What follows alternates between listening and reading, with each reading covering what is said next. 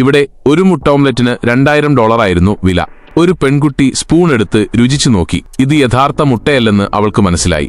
Jack അത് രുചിച്ചു നോക്കിയപ്പോൾ ആ വിഭവം മാമ്പഴനീരും തണുത്ത തേങ്ങാപ്പാലും കൊണ്ടാണ് ഉണ്ടാക്കിയതെന്ന് മനസ്സിലായി. അടുത്ത വിഭവം ഇതിലും വിചിത്രമായിരുന്നു. അതൊരു ചെടിച്ചട്ടി പോലെ തോന്നിപ്പിച്ചു. അവർ അത്ഭുതപ്പെട്ടപ്പോൾ റെസ്റ്റോറന്റ് മാനേജർ വന്നു പറഞ്ഞു, ഇതൊരു പച്ചക്കറി സാലഡാണെന്നും അതിന്റെ എല്ലാ ഭാഗവും ഭക്ഷ്യയോഗ്യമാണെന്നും അവർ പറഞ്ഞു. അവരുടെ ശബ്ദത്തിൽ അഭിമാനവും അഹങ്കാരവും നിറഞ്ഞിരുന്നു. അത് കണ്ട ജാക്കിന് ദേഷ്യം വന്നു. അയാൾ സാലഡ് എടുത്ത് അടുക്കളയിലേക്ക് പോയി. താനിവിടെ ഭക്ഷണം കഴിക്കാനാണ് വന്നതെന്നും മാന്ത്രിക വിദ്യകൾ കാണാനല്ലെന്നും അയാൾ ജിമ്മിനോട് പറഞ്ഞു. ജിമ്മിന് ദേഷ്യം വന്നില്ല.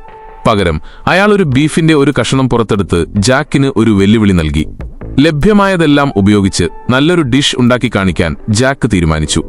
അയാൾ ഒരു കത്തിയെടുത്ത് ചീര ചെറുതായി അരിഞ്ഞു. എന്നിട്ട് ചീര ചൂടുള്ള എണ്ണയിലിട്ടു.